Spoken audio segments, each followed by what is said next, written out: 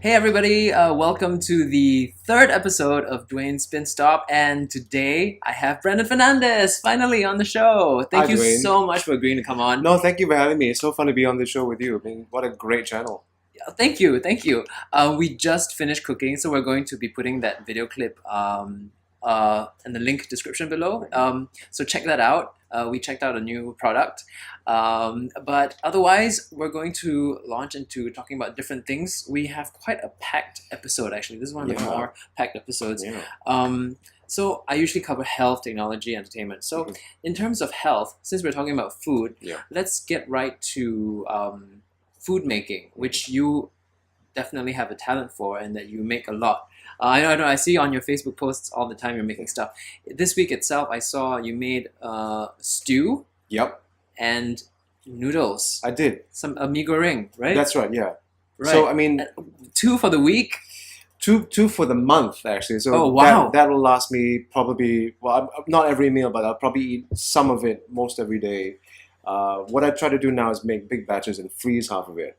I guess it's this kind of meal prep, like hashtag meal prep thing that people are doing. It makes a difference to know that you have a home cooked meal in the fridge when you come home or in the freezer when you come home, and it helps me not eat crap Right. True. after a show, because the temptation is at 11 o'clock when you finish the show is to get tapao something that's deep fried and delicious but probably not very good for you in the long run. So having that meal in the fridge kind of saves me from that nutrition disaster. So just knowing that you can go home, there's gonna be food there. Yeah. And if you freeze it, so how does this work though? So you freeze a batch, of Yeah. course, so that it lasts. Yeah. But then it takes a long time to defrost it. So do you take out batches at a time and isn't it all stuck together? I'm getting into the nitty gritty. That's okay, yeah.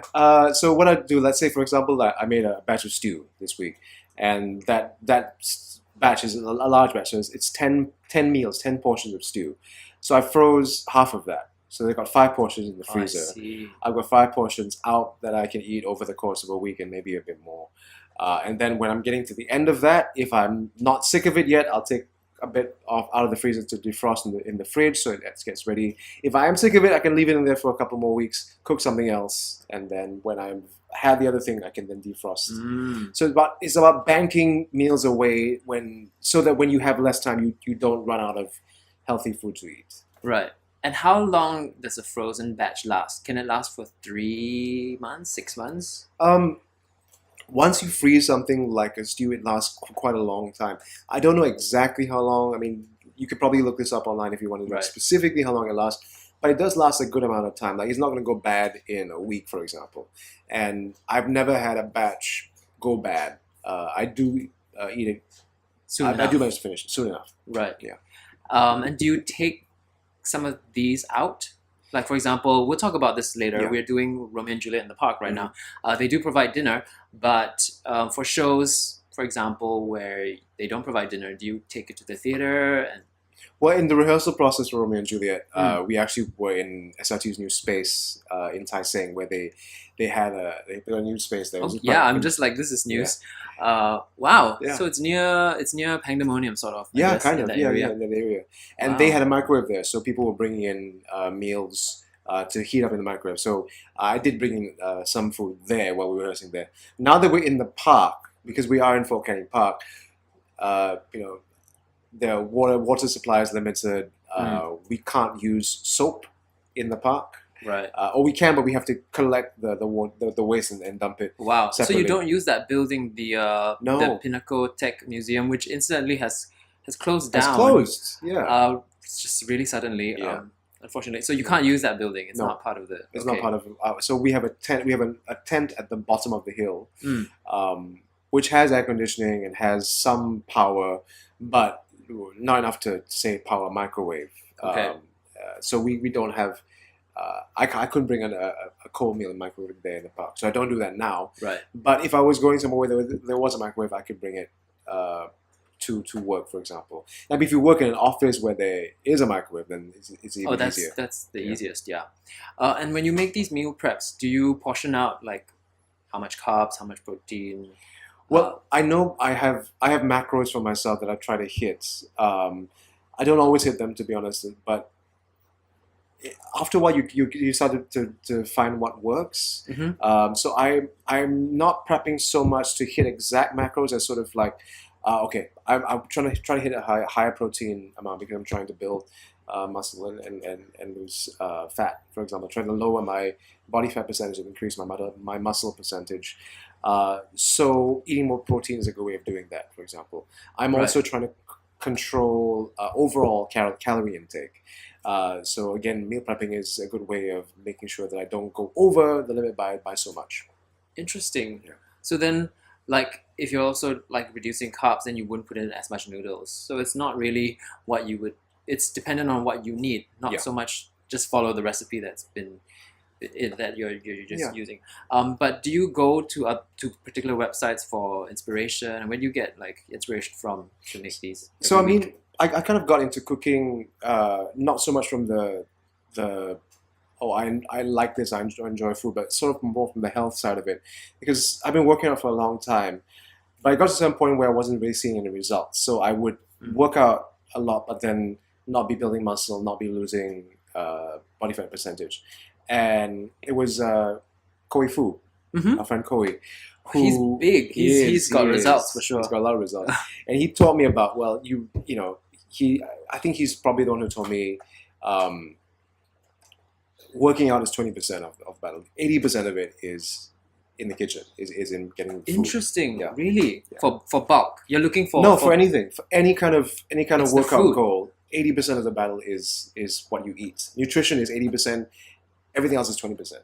So you could be working out the best program in the world, but if you're eating poorly, you are not going to see results. Wow. So that got me interested in it. So I tried different diets and whatever, but really what's worked is in looking at the amount you're eating and what you're eating and trying to make sure you get enough protein, of course, enough fiber, enough vegetables, enough vitamins, enough water. Water is so important. Right. So Wow. prepping and keeping track of what you're eating Right. is a really good way of ensuring that you can meet your goals. Interesting. Wow. And are you a subscriber to like protein powder and stuff like that, or do you find all these things naturally? Ideally, I'd like to do everything naturally, but the reality is that sometimes you need to use a protein powder Mm. to get your protein amount. So the good news is that I know you're a fan of iHerb, and Yes. I am Oh too. yes. The good news is that because we have iHerb now, we can get access to protein powders that are not full of lots of additives, and actually, if you look at the ingredients, you actually recognize the ingredients, which is Right. quite a good thing.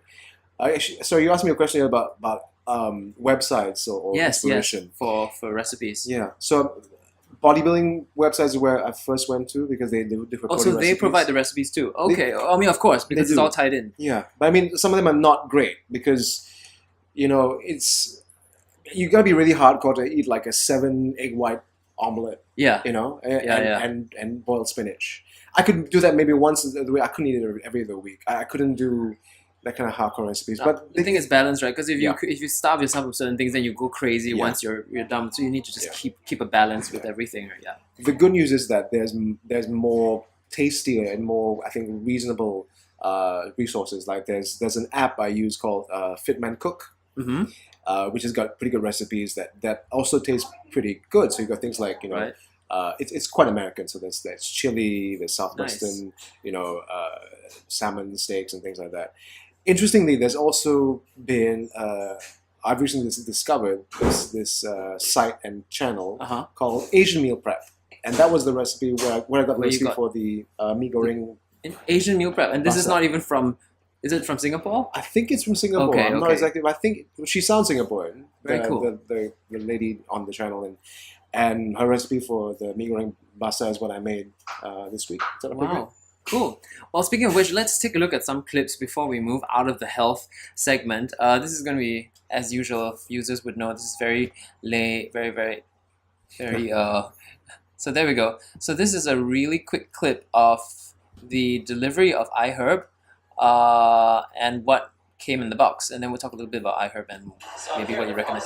So basically, I'll forward to what I bought. Okay.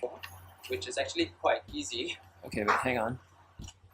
Okay, there we go. Okay. So it comes in a very neat package, and they really pack everything really well. Like you see how if it's anything that spills or what, they will wrap it in plastic, and these are that's things good. that you can't get in Singapore because dark chocolate peanut butter, I don't think it's easily available. And this honey was so reasonable compared to this is pure honey, right? Yeah. Compared to the stuff that I buy in the supermarkets here, it's like got sugar and it's more expensive. And I got a Ayurvedic toothpaste. Okay. They say fluoride's bad, right? Not so good. I don't know. Yeah. It's more the I can't What remember it the does term. to your pineal, I don't know. There's other things in regular toothpaste that's I can't remember the exact term. Rianne would know, but Okay, quinoa is really good to buy in iHerb because it's a lot cheaper and a lot better. right. I got an organic shampoo as well, which is better for the hair. Yeah. This is $14 in Singapore, but it's like for $5 US. Yep. So and it's all natural. Yep. And then I got turmeric, Okay. which so basically, and then turmeric powder, yes. before we talk more Pretty about awesome. It came iHerb, in 3 days, so we're gonna check out just a little clip of what we were doing cooking. Alright, welcome to this very special feature edition of the Spin Stop episode. We have Brandon Fernandez here as a guest, and this is the first time we're in the kitchen because also we got a really nice kit from these people called the Coconut People, and we're gonna try it out. They recommended a recipe. We're gonna make warm fudge to start things off. And I have Brandon here because I'm not really good at the kitchen. So Brandon is the expert. Well, I'm not sure of an expert. Also- I'll give it a shot, but apparently this is a really easy recipe with just 2 ingredients. Basically just the, what is it called, raw kit, coconut, and chocolate, and that's it. So let's give it a shot. There you go. There we go. Okay, Okay. cool. So I heard anything else about it that you find? Do you still use it? Oh yeah, I mean Very we got much, we right? got an order coming in probably every month at Wow. least, or maybe because there's some things that are just like you said better to get an iHerb than to buy locally. Better in terms of price as well. They as- reward you also with like every time you buy, you get like a couple dollars back Yeah. or something like that, so you can use it for your next purchase. Yeah. Yep. Not everything I found. So Right. it's quite interesting. So like for example, nuts and seeds are almost always better to buy on iHerb because you get a better quality of product and it's cheaper.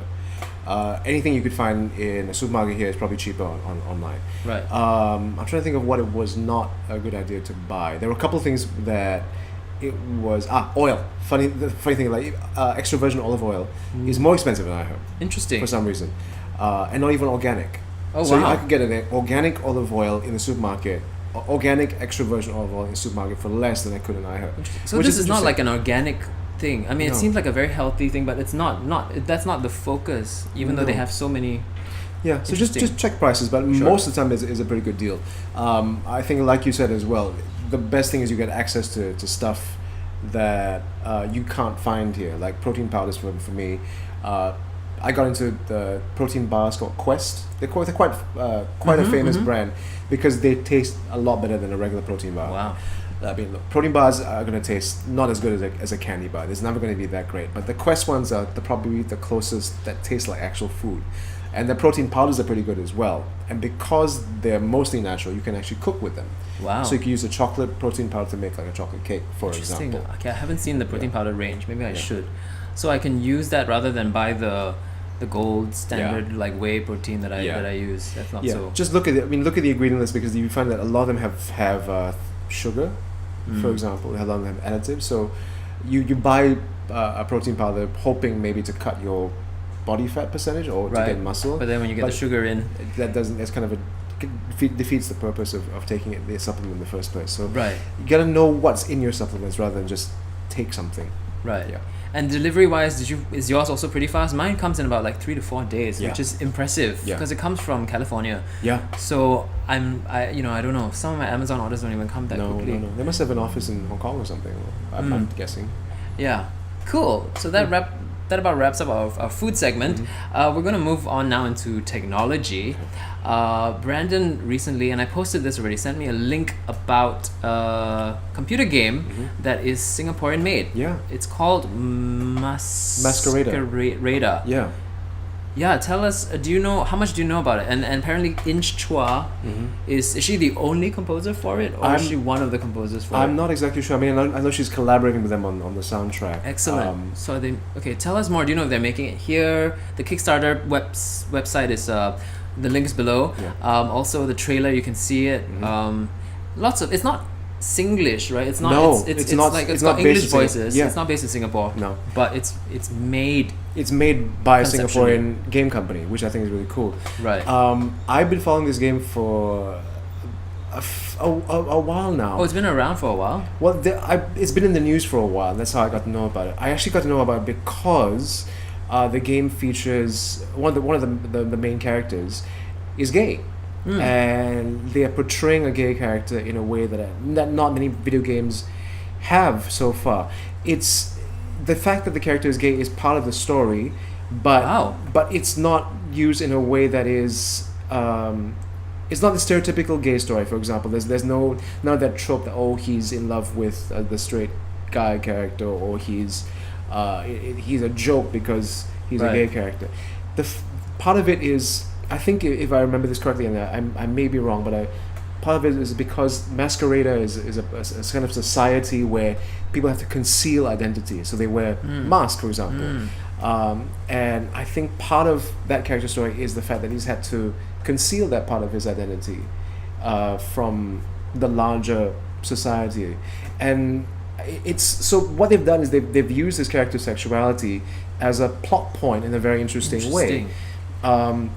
I read about this because one of the developers spoke about it in an interview and said that when he was talking about this, or when the company was talking about this locally, a lot of very well-meaning Singaporean people in the industry said, "Well, that's kind of great, but do you really want to have a gay character in this game? I mean, wouldn't that turn off the predominantly straight male gaming audience?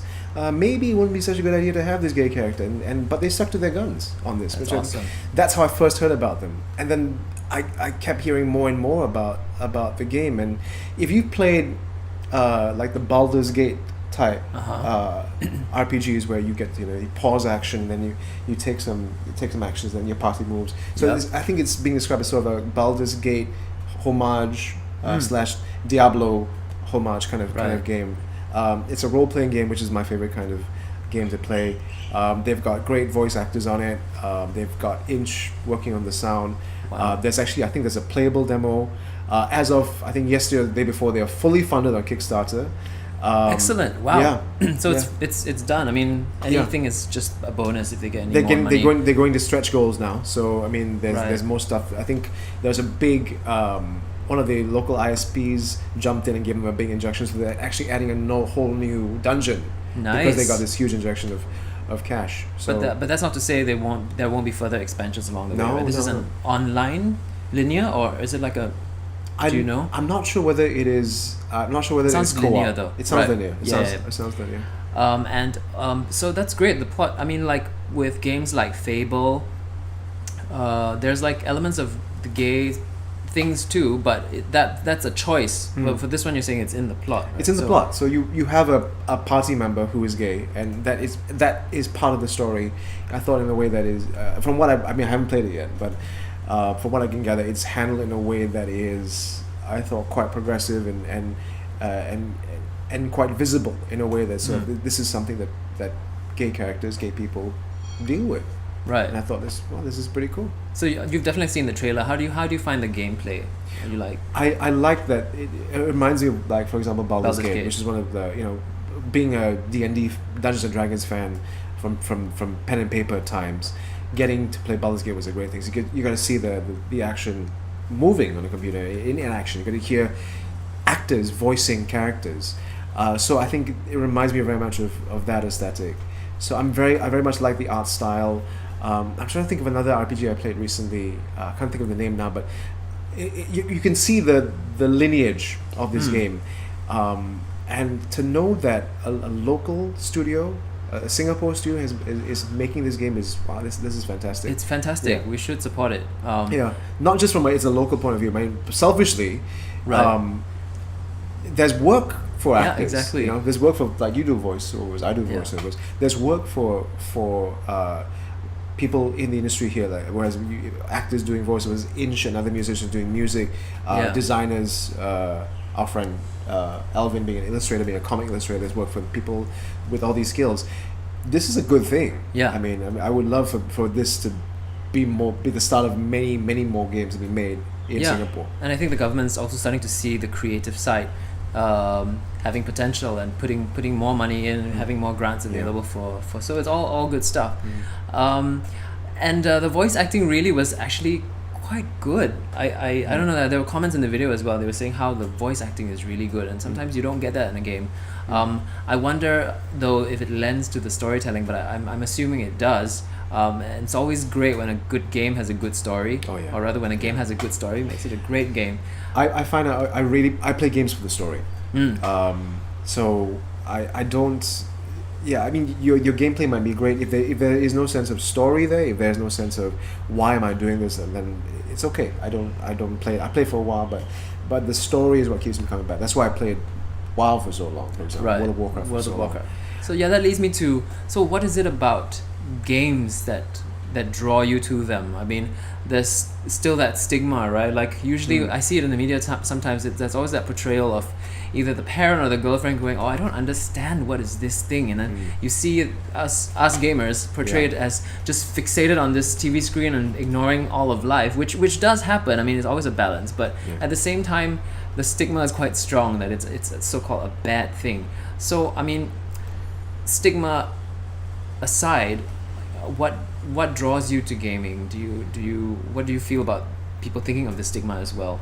And you know, like what would you say to someone who comes to you and says, oh, you're already so old, why are you still playing games? It's interesting. Like, I've just started playing this new game called MechWarrior Online. Our friend Edward Choi got me interested, and he's very kindly invited me to join his group. Now, this group, I mean, they're very very sweet about it. They also say that we're a bit older. We're all kind of in our late 30s, early 40s. Some of us have kids. Some of us, so we can't play all the time. We can play maybe a couple hours a night or something.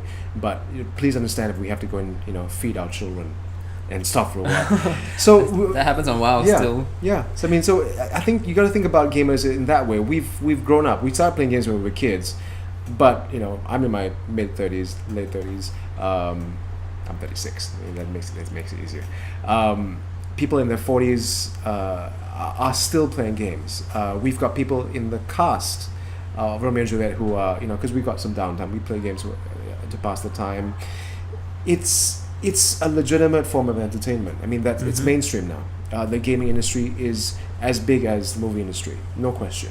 Yeah, I mean, in fact, the top 10 YouTube channels are, well, there are two things. It's either toys, unboxing toys and toys, or gaming. So it's a huge thing now. Yeah, I mean, to say that why you gaming, for example, what an antisocial thing. It's completely social. I mean, with online games, that's what you do. You go on, you meet people, and you play with or you play against them.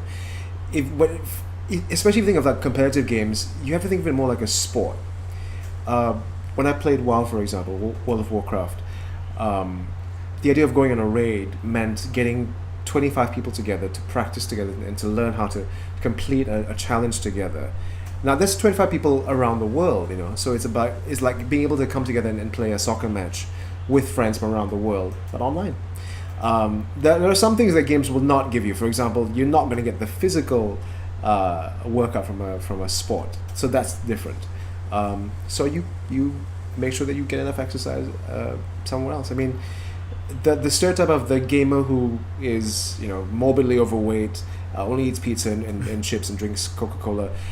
Some people like that still exist, but more and more as gaming has become more mainstream, you're just like to see someone who goes to a game as someone who goes to see a movie or watches Netflix. Right.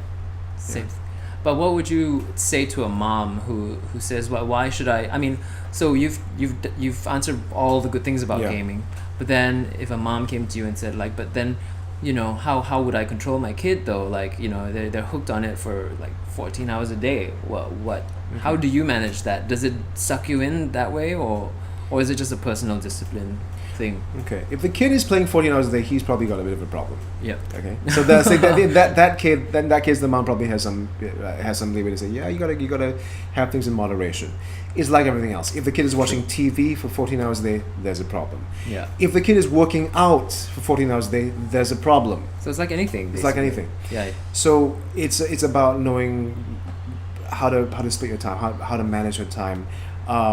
Gaming is something that we do for fun. It's a treat. It's an enjoyment at the end of the day, typically for me. But I gotta get up in the morning. I gotta go to work. So I manage my time that way. I'm curious now. When you say you play backstage, I mean you don't bring your No. laptop, right? So No. it's a so this is not one of those like MechWarrior. It's a phone game that It's a you play phone- backstage. We play phone games backstage. So a lot of us are playing Hearthstone yes. now. iPad or iPhone games typically is what gets played backstage. One of us is playing a sniper game on his phone. Yeah, so going through, I find that I download these games to my iPad and then I don't get a chance to play them until I have a job or something, or a situation, or I'm stuck on a plane somewhere on a long trip and I say, I downloaded this game. Let's see what it's like, and it activates my mind in a way that watching a movie, watching a TV show, reading a book doesn't. Yeah, I was just gonna because- say. I mean, it has a storyline, but you can't interact with it. Yeah. So it's different. Yeah, I mean, I'm more likely to zone out watching a TV show or a movie than you can't zone out playing a game because then the game stops or you lose. So you have to be engaged, and it can be exhausting, but it's also quite exciting and quite engaging. Yeah. Yeah. Excellent. Yeah, there's so much about gaming to talk Yeah. about. So you were saying this is the first time this is the first time you actually liked a first-person shooter, playing That's MechWarrior. Yeah. Are you then gonna explore Blizzard's new Overwatch? Is that first person as well? Is that a shooter? I think it is a shooter. Yeah. So I mean, I've been a big Blizzard fan for many years, starting with the Warcraft series, the strategy series, and then, of course, World of Warcraft, Diablo. I think I'll try Overwatch. I mean, just because I'm so loyal to the company. Although I have to say that Diablo 3, when it came out, that sort of made me go, oh, maybe this is not the same company anymore. Maybe they Interesting. didn't. Yeah. So they've changed. Yeah. I mean, they've changed their focus and Yeah. things a little bit. I'll try when it comes out, but I think part of the reason I like MechWarrior, the gameplay, the story is very strong. The BattleTech universe is a very rich universe. So what's happening now is there's what is called faction warfare. Okay. So you have the invading the clans versus the Inner Sphere, sort of the good guys in the story. So you get to pick a side, and it's competitive, and so there is that sort of that sense of if you think about in terms of WoW, it's like the Alliance versus the Horde. Right. There's that kind of thing going on, but it's more immediate because it's first person. You drop in and you play a game and you see like, oh, this planet was lost because you lost. You lost the planet. Yeah. Wow. Yeah. It'll be interesting to see. Also, I mean, just speaking on the tangent of how games can be so interactive. It's taken to another level now where there's actually a room being made. It's a maze where Yeah. I mean, it's not just VR, because VR you just put it on, you don't really move. This one is you put on the VR and you're actually moving through a room. So if there's fire somewhere, they have a heat lamp. Wow. Okay. So you're actually in a physical environment where you can Right. move, and it's and even roller coasters now. They have VR, so you see different things Okay. when you're on it, which is really exciting. So I'm really excited to see where this goes. Yeah, I think that's pretty much it that I want Okay. to cover about games. Okay. I'm sure there's something more, but I forget. That's what we'll come back to it if we think of yeah. it. Yeah. So we're gonna move on to entertainment now. I think you might have to run and grab your phone because we're Okay. going to start with the news part of entertainment. So you're saying that it's possible to talk about a musical next year that Yeah. King Hua is producing. That's right, yes. Tropicana, and That's so right. you were going to share a little bit with us what that's Yeah. about. So we're in the development stage now. We're doing some workshops. Harish Sharma is writing the script. This is the first time he's writing a musical. That's what I hear. Right? That's what he said. Yeah. Yep. So very exciting times for all of us. Very exciting for me to finally get to work with Harish. I mean, he's such a prolific writer in Singapore, and his material is so wonderful. Telling Singapore stories, I think, is something that he does extremely well. yeah. I mean, so do you know the Tropicana? Do you know the story? I didn't know the story. So. I just know it's like all I know about is like 1960s Yeah. Singapore. Yeah. Is it cabaret? Yes, it was. So Tropicana was a nightclub at open on Orchard Road. So if you know where Pacific Plaza is on Scots, I think. Yeah, that's where it was. Right. It was that lot. Okay, it opened in the I think late '60s and closed in like the '80s.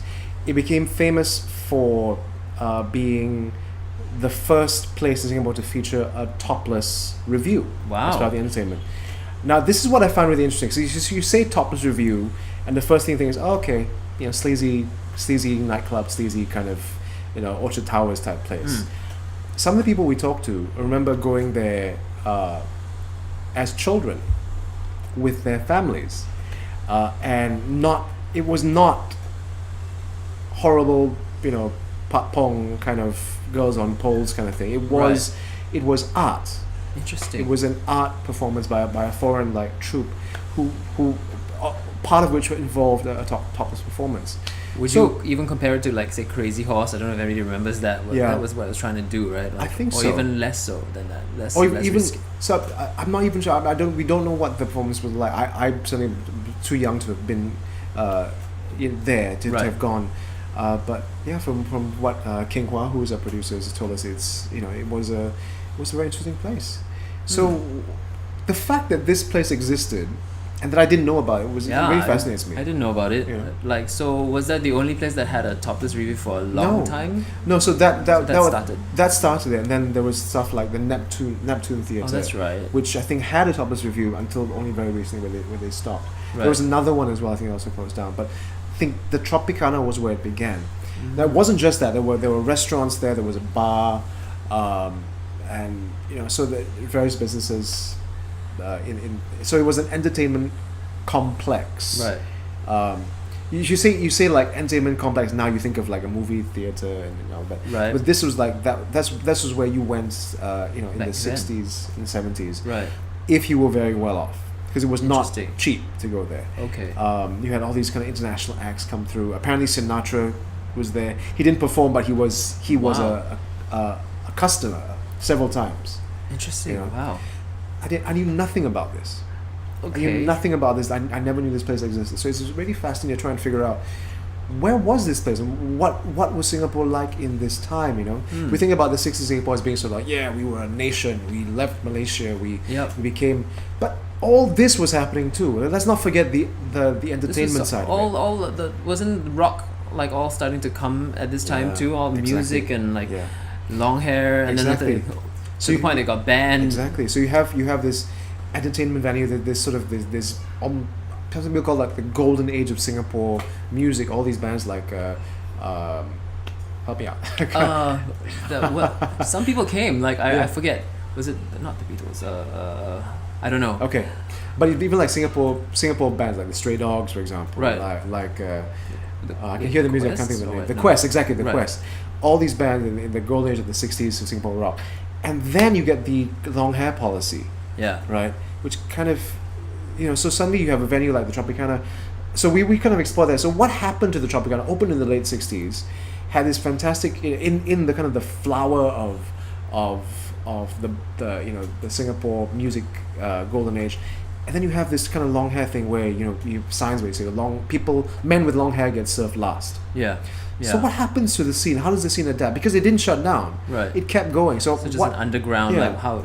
Yeah, but it was so there was underground, but Tropicana wasn't. Tropicana Right. adapted and continued. So, for me, it's a very interesting story. So something happened in that place, and we're just trying to figure out. I mean, this is not a documentary because Right. we're not going to be.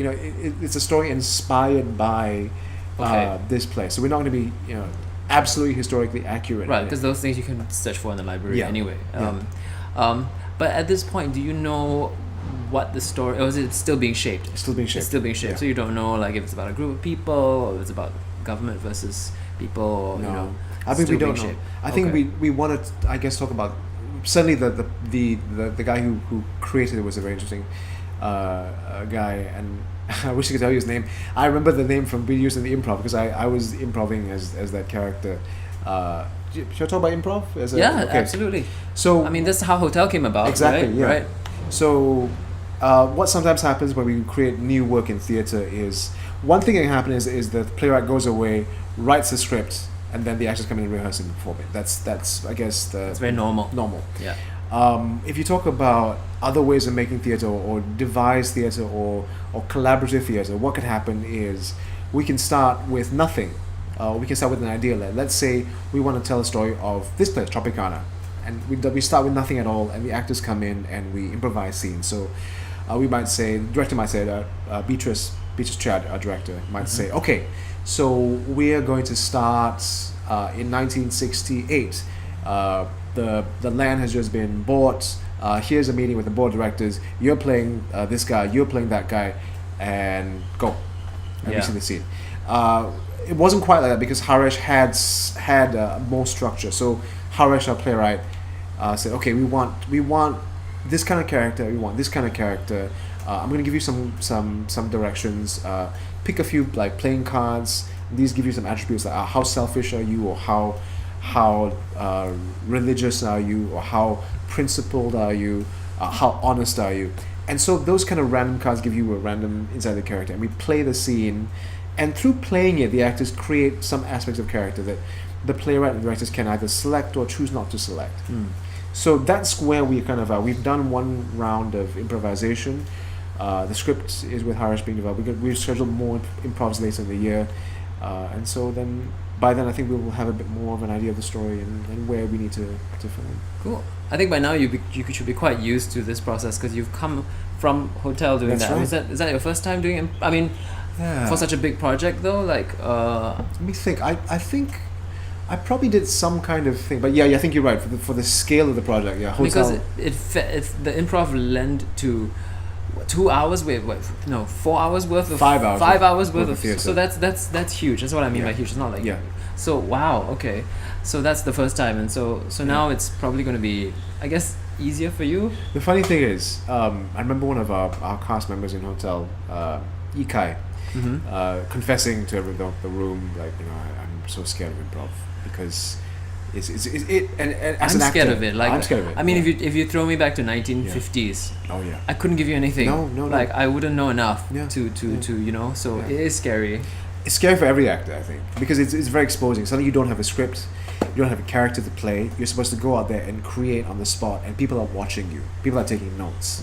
It's a very exposing experience, but as you get a company that learns to work together, that fear gives way to something that is quite magical because you are able to create collaboratively with another artist in a completely free environment. Yeah, and you grow together, Yeah. and then you learn to trust each other better. And then as you build that sense of company, what you create becomes more and more developed and more interesting. So typically, the improvs that get created towards the end of the process are more daring because you get to know like what you get more brave with each other as actors, as co-workers, as co-collaborators. Yeah. And also you tried some the easy things, so you tried the harder things in the end. You get kind of wackier, crazier ideas. Yeah, I mean, and I guess that's why Hotel's so successful. I mean, it's not just a process where the scriptwriter just writes it and then you sort of stage Yeah. it. That works too. But when everybody's collaborating so well together, Yeah. it becomes so honest, Yeah. organic, and truthful. That it's just a Yeah. whole different effect. I would think. I mean, the collaboration is the key word. I don't want to give the people the impression that the actors wrote the script for Hotel. Right. We did not. We improvised scenes with our director, directors Ivan and Glenn, who pushed us in the direction of the scenes that we wanted to find, and then our writers Alfian and Marcia took that away and created stuff up. So some of the ideas were there, but most of the language, which is really beautiful, and thank you, Alfian and Marcia, for the language. That's them. Right. The dialogue is them, and so it's good to know as an actor that you had some input in that process, but it is a collaboration among many different art forms. I think it's Glenn Gui who called theatre. I'm not sure. I don't know if his exact word was the highest art form. But I think the explanation for that was that it brings together so many different disciplines. Right. You have the actors, you have the writers, you have the directors, you have the stage managers who you know make sure that this well-oiled machine runs perfectly every night, or Right. if it doesn't run perfectly, how to fix it. You have the set designers, you have the lighting designers, you have the sound designers, the costume designers, you have the choreographers, you Yeah, have the that's just dancers, you have huge. a multimedia design, Brian Gotham Tan, multimedia design, you know, every Epic. it's The epic. logistics of it and the amount of Yeah. it's crazy. But I mean, just on a side note, I would still say the ultimate thing for me is still computer gaming. I think, which is how immersive it is, and maybe one day theater and gaming can come together. I think they will. Yeah. It would be fun. It's already starting. I mean, there are like shows like Sleep No More, or even the Grand Paradise, which I saw in New York recently, where it's a Floridian vacation, Mhm. and you go in and you can't even tell anymore who's audience and who's actors. Right, So right, right. it's become this, like, I don't know. It's changing. The shape of Yeah. it is changing. So it's very exciting to see. Cool. So you're in. We're still talking about theater. You're in Romeo and Juliet right now. That's right. Can you tell us a bit about how that's coming along? It's been getting great reviews. Was it Today, Straits Times? Swiss Times, yeah. And also, like, what about this tale? This is your second time in a Romeo. Third time. Third. Yeah. Wow. 'Cause the second time was with you. Yeah, You I did two yeah. versions. Yeah. You didn't do the Toy Factory musical No. one. Yeah. So it's been done a lot. Yeah. Yeah, it definitely is the Shakespeare play I performed the most. I first did it in 2000, 2000? I think 2000, Okay. with SRT as well. Right. This was the version by Joe Colaco for That's right. 4 men. So four male actors played all the roles. And I played Juliet in that version. So that gave me a really, it's such a rare insight into a character. And I know. Yeah. And how great that you've been in 3 versions now. I mean, you Yeah. really start to see the play from Yeah. so many angles, right? Yeah. I mean, as an actor, that's really quite a Yeah. gift to have. Yeah. And I mean, it's very interesting because it's one of his earlier works. So, look, it's not a perfect play, and we've had. I mean, in the version we did as well, and Joe Colaco's version is a cut down version. Mhm. The version we did, we cut some things. We cut some things in the park as well, just because of the logistics of it. Right. Staging, because if you stage the whole thing, it's probably about 3 hours. yeah. Which is long today for theatre. And so also because we're in the park and it's hot, and because Timber starts playing about 10 p.m. Oh, so it has to. So oh. we're aiming for about 2 hours. We Right. just crossed that, but it's okay. But what's different about this? Is it it looks very futuristic. Is it set in the future? I think it's sort of set in an alternate present. Interesting. Looking at costume, looking at technology, looking at so there's some things that are familiar, some things are not there. For example, like we live in a world where there are no mobile phones, for example. Because if you had that, then the payoff at the end doesn't happen, because there's no way that Romeo wouldn't know that. True. Yeah. So things like that you can't have. You live in a world where people fight on the street using melee weapons, for example, like staves and knives, Yeah. because that's part of. There's text about the way that Tybalt fights, for example, is described in a certain way that can only happen with a sword or a knife. For example, you can't get Right. away from that. Yeah. But at the same time, the set is kind of an MC Escher kind of crazy staircases going up into spirals. Our set designer Francis O'Connor created this beautiful multi-layered set. It looks gorgeous. Yeah. And I really liked what he said in his thing, in his message about how it's set against the Singapore skyline, Right. right? So you have this set at the bottom of Fort Canning Hill, and you look out across it and you see the city, see the skyscrapers in the background.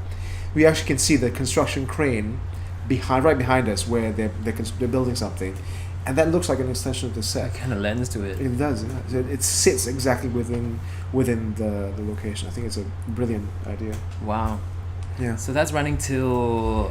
Till I think our last day currently is on the May the 22nd, Okay. which is I think a Saturday or Sunday, Right. but And end of May. end of May. Yeah. I think it was 25th.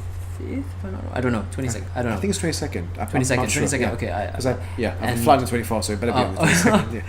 And you have a flight to. We'll talk about that too. Yeah. To go to Italy. That's right. And then after that, you come back for a hotel. That's right. Yeah. Shorter rehearsal period because you've done it before, right? So catch Yeah. it if you didn't, because I hear it's amazing. I'm trying to catch it the second time around. I Get your missed the tickets first. fast because Yeah. apparently we went on sale, and this is before we won the award at Live Theatre Awards. Yeah, for- congratulations Oh, by the way. thank you. I wanted just so many things Thank I you. just like. And so that what starts in July. That's right. Yeah. Okay. So I was you gonna, have time. You're like jet setting all over the place. yeah, it's been a very very busy couple of years. Tickets went on sale before the awards, and they were flying off the shelves Already. before then. So Right. So even now. if you're thinking of catching a hotel, go get your tickets now. Because hotels is part of the Singapore Theatre Festival by Wild Rice at the LaSalle campus. The best deal, and I've been told that the best deal is if you plan to watch like 3 or more shows, get the festival pass because that's the best price you will get Yep. for that. You get I Yeah. think was it 25%? I don't know. 25%, right? Discount. That's awesome. Yeah. Okay, so we don't have that much time left. Okay. We want to get you to your show as well. Thank you. This is about the workshop. So you've had. Do you feel it's important? I mean, of course, probably you do. But how has it helped you? Workshops like La Mama, which you've been to. That Yeah. was in what was it? 2012 I went. 2012. Yeah, And now it's it's a physical theater training workshop that you're doing. that's right. Yeah. So, what? How did you come about this? Why did you choose it? And and why physical theater? Okay.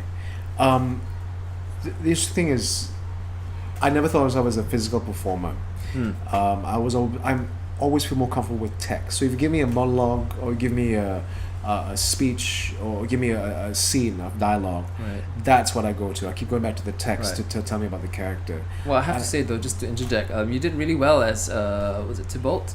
Oh, Fighting. thank I you. had a scene with you, and I was Yeah. like, oh no, this is so not me too. I was like physical fighting Right. and all that. But Right. anyway, so that was part of physicality, right? That Right, we had to right, deal right. with. Yeah.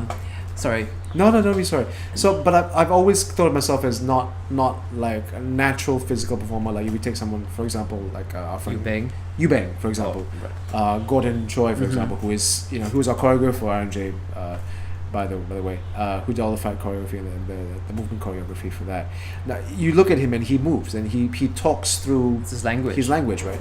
I never felt that physicality was my language until I went to La Mama, and we had scheduled one physical teacher and one like acting teacher.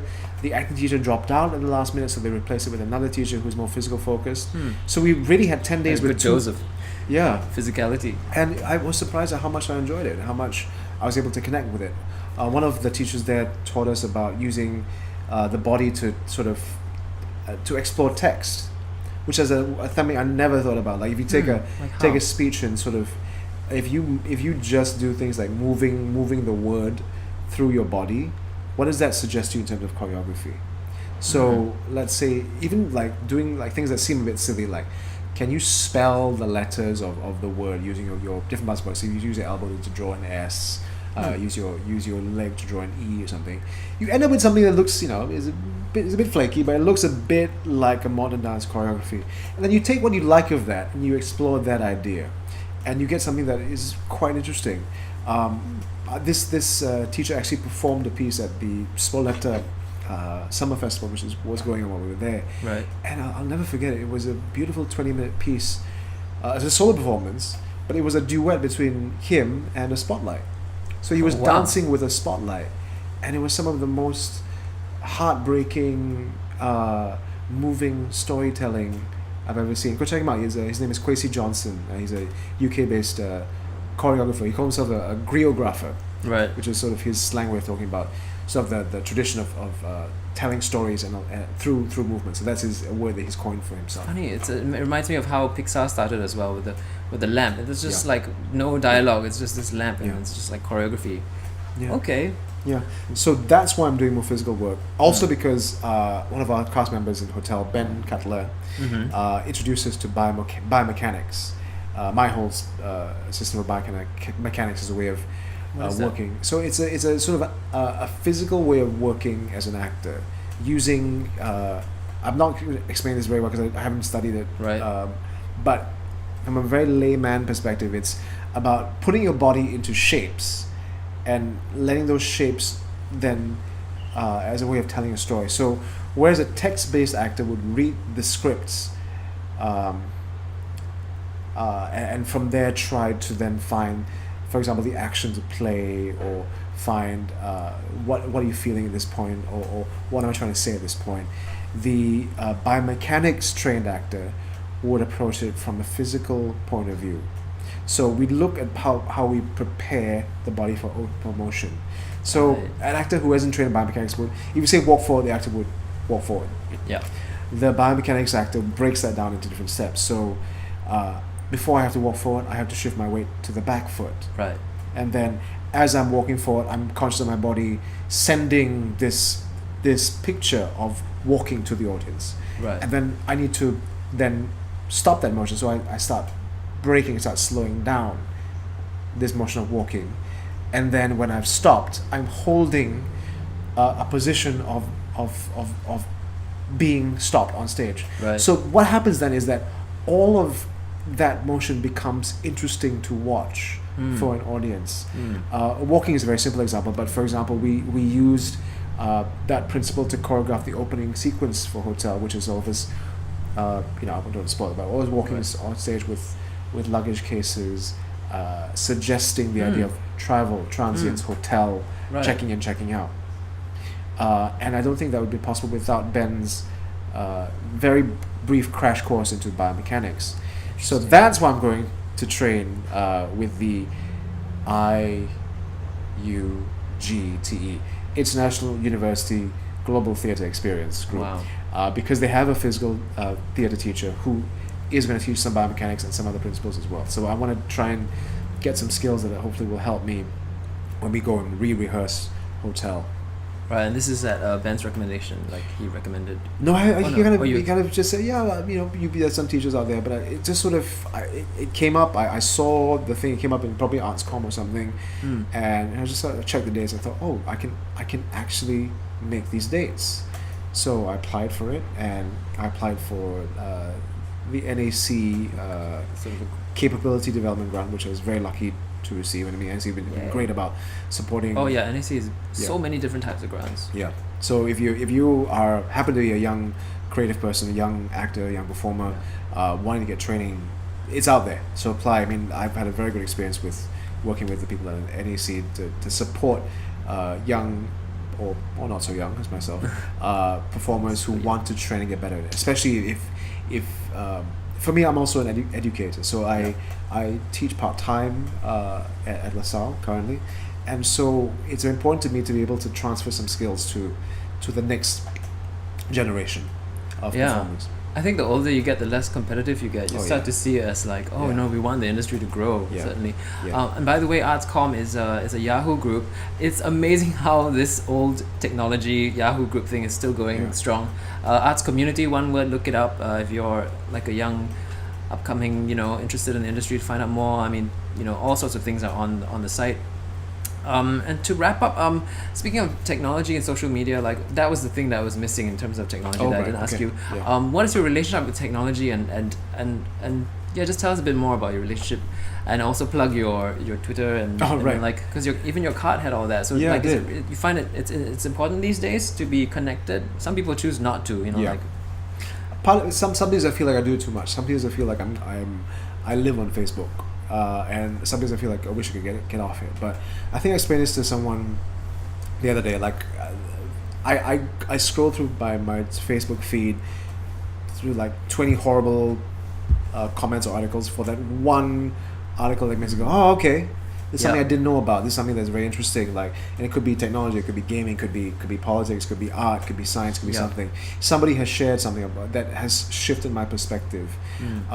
We live in a very interesting world. We have never been as connected as we are with other human beings on the planet. With that connection, also brings this. It's really interesting. You can choose to leverage it in a way where the only people you are connected to are like yourself, yep. which can make everything like an echo chamber. So you only hear perspectives that are similar to yours. Right. A lot of people are using it that way, which is, I guess, a bit counterproductive. Learning to tweak social media in a way that so it feeds you things that, or your feed or your searches bring you to perspectives that are not your own, that's still the holy grail. I haven't found it because I do feel like my own social media is a bit more of an echo chamber. Right. But I try to post things that I think are interesting, and by posting things, I've made friends who then post things back to me, and so we try to, I think, try to cultivate that sense of looking outward rather than looking inward. Yeah. I mean, it sounds very lofty, but yeah, I've been very interested in this whole social media or It's fascinating. this whole interconnectedness idea. I did communications and new media in school. That's what I did my degree in Right. at NUS, and it exposed me to all these ideas of not only about culture production and you know, being a media savvy individual, being a media producer, working as an actor, you know, in various media, working as a TV presenter. It made me think more and more about these things. But I guess what I'm hoping for is a world that you get in like the sci-fi imaginations of people like, you know, William Gibson. Well, maybe not, because he's quite dystopian. Right. But you know, But his ideas are that- fantastic though. Right. William Gibson, Peter F. Hamilton, who wrote the Night's Dawn trilogy. If you haven't read that, you should check it out. It is probably my favorite space opera. I think it qualifies as space opera. Mhm. It's a long kind of series of novels about the future, where what happens to humanity when we are all connected, Right. when we can access information all the time. I know it's Yeah. it's happening. I mean, Yeah. it's you know, and it's very exciting because it's Yeah. never happened before. No. Where knowledge is just across the board. I mean, now if you want to look up anything, I mean, it's still not accurate sometimes, but generally, you have that to build upon your own potential. Whereas before, if you didn't have that, you couldn't grow as fast to your potential. But now you have all this, Yeah. you know, and it's just the possibilities are just endless. Yeah. Cool, excellent. Wow, really amazing different diverse topics. Really glad you could join us. Oh, thank you and for share having your me, Dwayne. perspectives. Yeah, so I always get my guests to do this when they're ready. Oh, by the way, you can follow Brandon on Twitter, Instagram, Yeah. and you have a Facebook artist page as well. I do as well. Right. Okay, and I'll put the links below. Thank you. But I don't remember all my names for those things. Well, Yeah. it'll be right Yeah. there. But I always get my guests to click on the stop Okay. button. Okay. Yeah, to say goodbye and Okay. Well, thank you, Dwayne, you're and very welcome. see you guys next.